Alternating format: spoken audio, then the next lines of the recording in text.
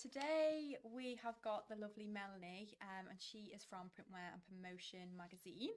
So today we're just going to be chatting to Melanie just about the industry, and then what Melanie does really. So hello. Hi. So you've come all the way from Kent today, isn't it? That's right, yeah. Yeah, all the way from Kent. So yeah, we wanted to just get you involved in our podcast. So myself and Alistair have been doing these podcasts for a good couple of weeks now. So months now. yeah, time flies when you're It having does, fun. it does. So yeah, we just wanted to get you involved really and find out, because from a printwear and promotion side of things, printwear and promotion has a very big impact on the garment decoration industry, and that's been a very big market for us, especially with our equipment. So just kind of understanding what you do, what your job role is, and because you're, I'm guessing, in and out different resellers and seeing all, you know, different sides of garment decoration. So yeah, let us know a bit more about you. Well, I've been the editor of Printwear and Promotion now for around 8 years, and when I first came onto the magazine, I knew absolutely diddly squat about the industry. Like, if you asked me what a screen printing machine was, I wouldn't have had a clue. So I sort of learned the trades along the way, and it's an absolutely lovely industry to work in. So did you not have any background in this industry beforehand then? No, not at all. Oh, no, right, okay. I am a journalist by trade, Yeah. so I'm fully qualified in that aspect. And it's sort of just a job that just came up, and it was like, what the hell is garment decoration? It's Yeah, like, I was the same before I started. Didn't have a clue. no, not the foggiest. And I must admit, it's been, yeah, a lovely 8 years. Yeah. It must be if you're still here. Yeah, yeah. Yeah, it's just so varied as well, isn't it? So from our point of view, we're distributing one piece of equipment, whereas you're seeing all different machines. Yeah, from that's right. Yeah, the everything print from side. embroidery right through to, like I said, screen printing, direct to garment, everything. Yeah. Yeah, that's a lot to learn then. Well, yeah, it was a lot to take on board. Like, it's definitely like a sort of get involved straight away sort of thing. Get head first. Yeah. Yeah. So yeah. For people watching, listening, who aren't aware of what printwear and promotion is at all, what is printwear and promotion? Okay, so we are sort of the industry leading magazine for the garment decoration sort of sector. So we cover everything from, like I said, screen printing right through to embroidery, transfer printing, sublimation, any sort of process you can think of that you can decorate a garment with. So we cover that sector, and our readers are comprised of the decorators themselves. So yeah, we've got over 6,000 subscribers in our circulation, and yeah, so we cover the whole industry. So is it mainly just, I'm going to say, B2B, or do you have a proportion of people who are kind of like lower down the chain, home creators and things like that get involved? Or is it mainly just B2B? Our subscriber database is made up of the whole market. So we have everyone from like big t-shirt printers, like for example, how am I allowed to name drop? Like Fresh Air, for example, like big companies like that, right through to startup businesses like one-man bands who work out of their garage. That sort of decorates. That's the full scope then. Yeah, the whole shebang. Yeah. That's great, because we try and cater for that pretty much full scope of starter to commercial kind of users, don't we? We do, yeah, we do try. So with Printwear and Promotion magazine, there's, from my understanding, there's like 3 parts of that. So you've got the publications, you've got the website as well, as we see on our website actually, having a little look, and also the show. Yeah, that's right. Yeah, we hold the annual exhibition at the NEC every year, Printwear and Promotion Live.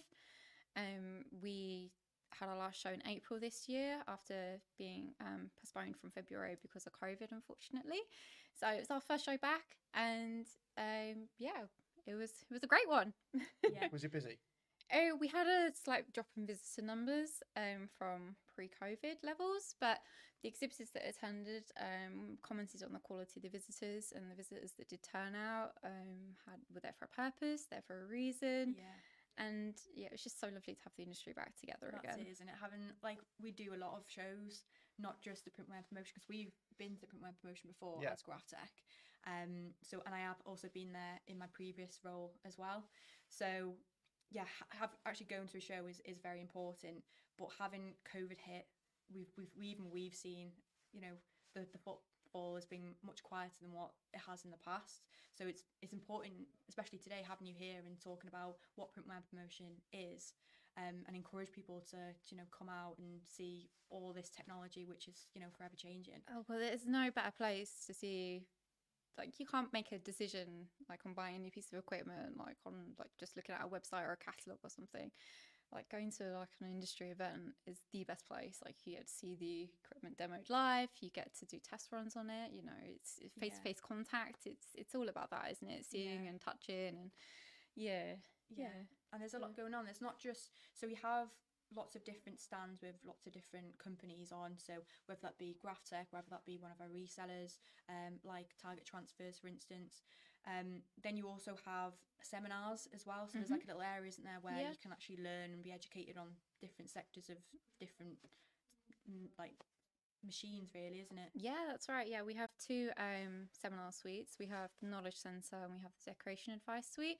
So in the Knowledge Centre, we try to get speakers who talk about marketing and sort of that side of the business, so you can sort of enhance your profile, if you like. Yeah. And then the Decoration Advice Suite covers techniques and advice and that sort of side of things. So if you've got a problem with like embroidery machine, for example, you can go along and speak to the experts there and learn more. Yeah. This year we had an Instagram expert there for the first time. Oh, wow. And she was really popular, like obviously because Instagram's like the in thing now, isn't it? Yeah. So Definitely. she did a seminar on how to use Instagram Reels, and she was really wow. engaging. And so we try to like help where we can, like with boosting people's businesses and whatnot. That's really good. And so is that kind of like a special guest sort of like put on things? You're bringing people in that we try to, yeah. More often than not, they are sort of experts from within the industry, so well-known faces that people would be aware of if they sort of worked in the industry. It's just interesting about footfall and the type of customers, because the first show we did back, we as Anne said, we do a lot of shows around the country, but a lot of our resellers go, so our equipment gets a lot of kind of stand space on our resellers. So a lot of the shows we go as in more of a supportive role for our resellers, but we always tend to have a Graphtec specific stand at Sign and Digital, which is where obviously the market that those people are aimed at, that's where our machines are more vastly used. And it was the first show we did back in March for since 2019, wasn't it? And I think it was because the first couple of shows back in the different sectors after the break,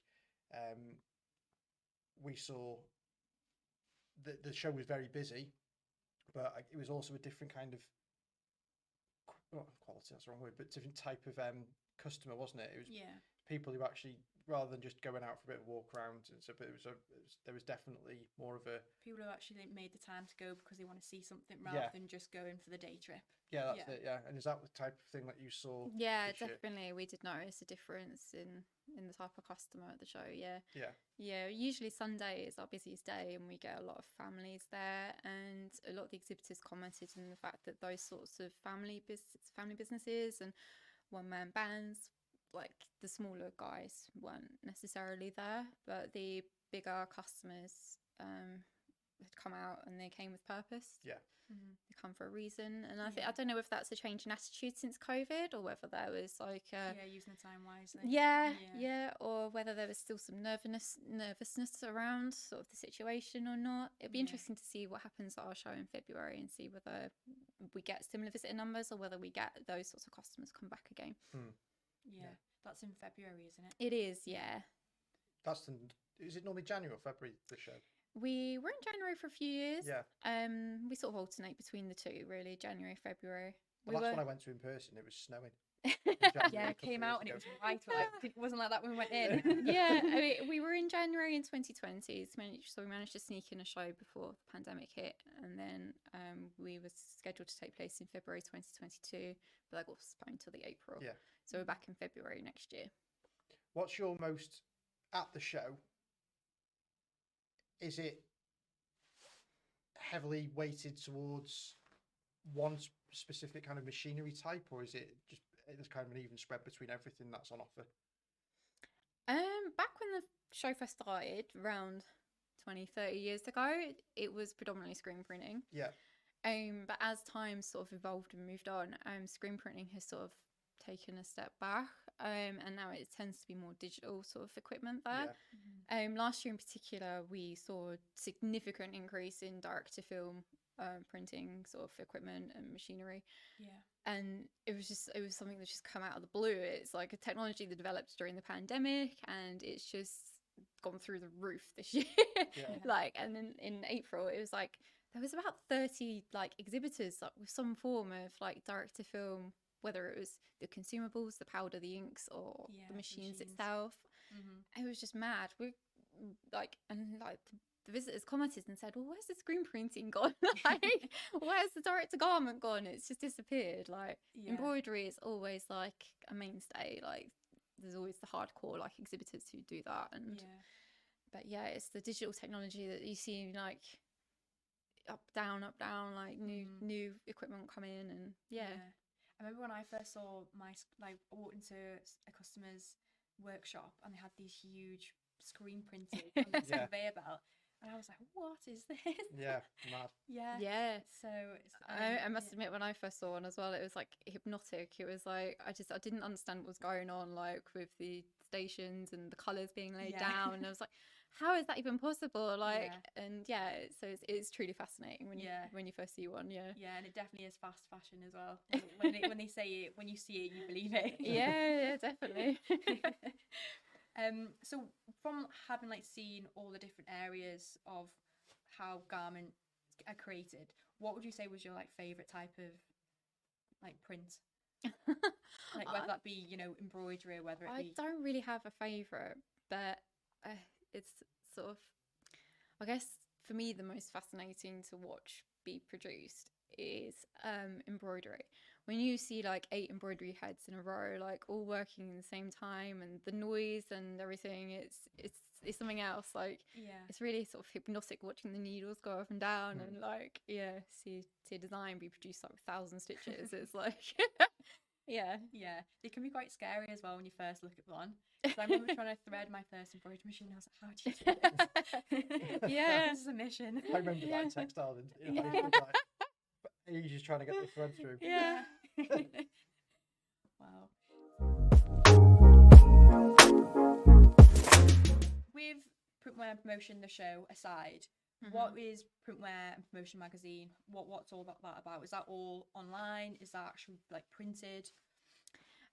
So we have the magazine, obviously, and that's sort of our core. That's what we focus on. We have 6,000 subscribers every month that read the magazine. The website, well, it's like every company, you don't exist if you don't have a website, do you? Of course. So we get about 5,000 visitors to that every month. It's like just a replica of the magazine. It's the news online, really. Yeah, very good. We should do something like that. You have 2 websites, don't you? Because there's the magazine website, and you have one for the show. For the show as well. Yeah. I always get mixed up when I'm looking at the show. Because we had some ads running recently on Printwear, and I was I was looking at the wrong website. I was like, where have they gone? Yeah. The show website increases in popularity obviously around the time of the show. It's the hub for the exhibition, really. So if you want to know more about the show, that's where you go. Yeah. And it's an annual thing, the show, isn't it? So it's on once a year. That's right. Yeah.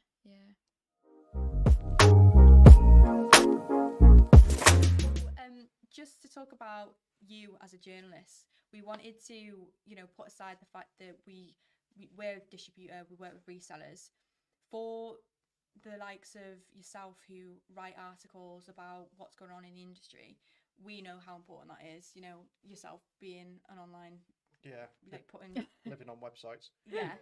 How if somebody was looking to maybe look into that sort of role for this industry, how would they go about doing something like that?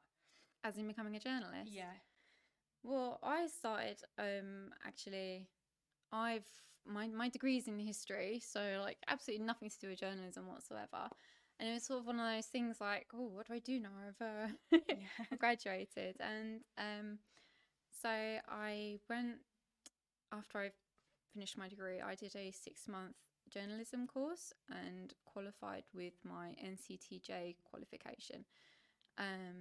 So that means that I could then work on local news. So that's how I sort of got my break into the industry. So I spent about a year, 18 months working on a local newspaper, and then decided that that wasn't quite for me, and moved into trade journalism. So that's sort of how I made the step. Yeah.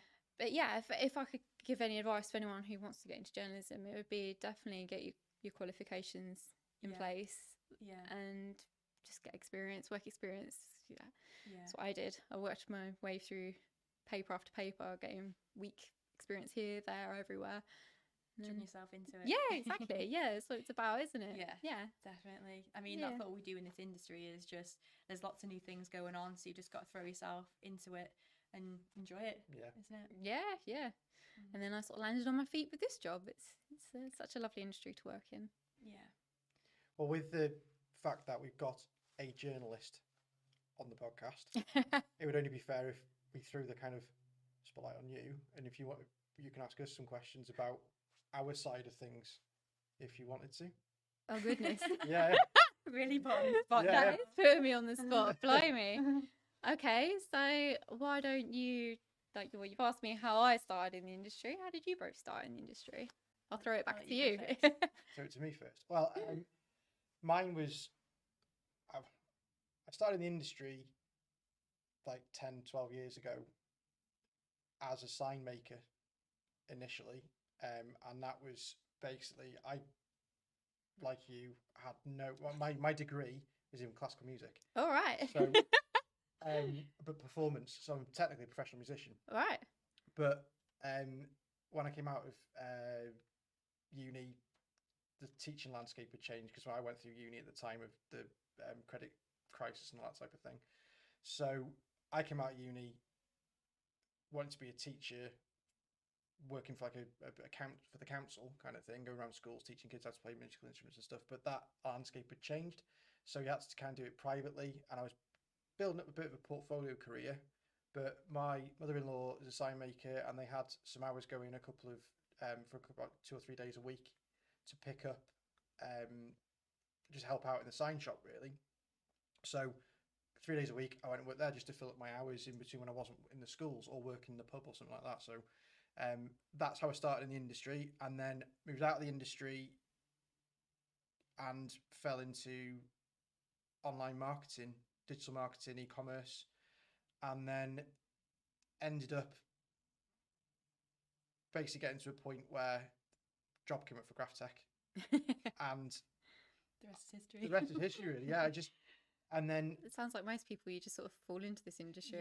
Fell back, and then never leave. fell back into the industry, and then it's just developed into a point where when I started Graphtec, it wasn't even though my background after like working in the sign shop and things had been e-commerce, digital marketing, all that type of thing.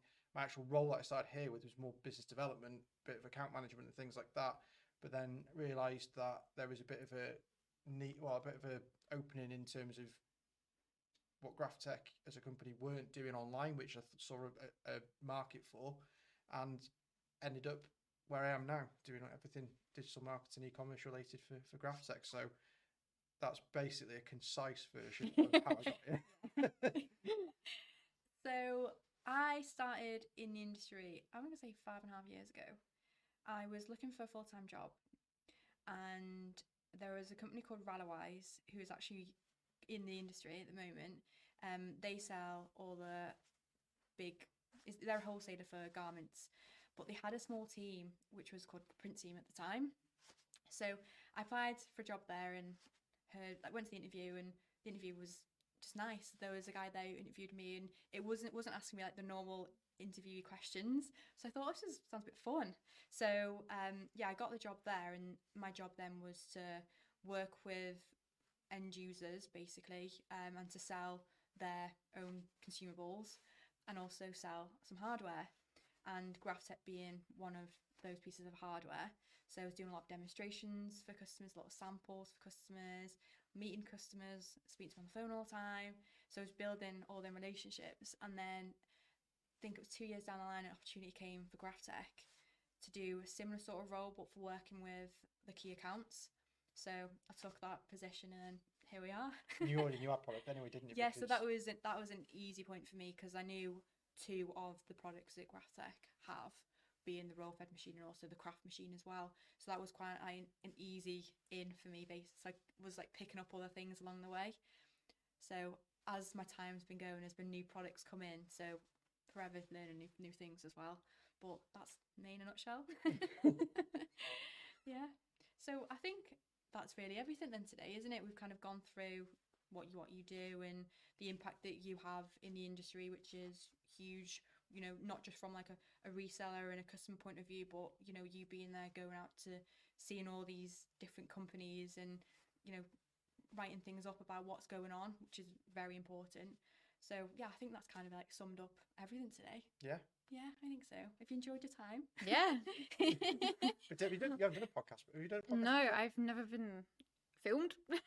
Okay. Recorded, interviewed. Yeah. It's definitely different being on the other side for Yeah. change. First time for Yeah. everything though. Yeah. Yeah. Perfect. Well, yeah, thanks for your time coming Thank up you. here and speaking with us, and hopefully this will be out soon. So everyone Yeah, a all couple of listeners weeks. can hear. Get it edited up. Cool. Yeah. I'll give you first listen. Good. Be the first to listen. Thank you for tuning in to another episode of the Cutting Matters podcast. If you're watching this on YouTube, then feel free to drop us a comment and leave us a like. If you haven't already, then please subscribe to the channel and click the bell notification when doing so you get notified every time we upload more content. If you're listening on podcast providers, be that Spotify or Apple Podcasts, we'd really appreciate it if you could leave us a rating. But for now, thanks for joining us on the Cutting Matters podcast, and we'll see you again soon.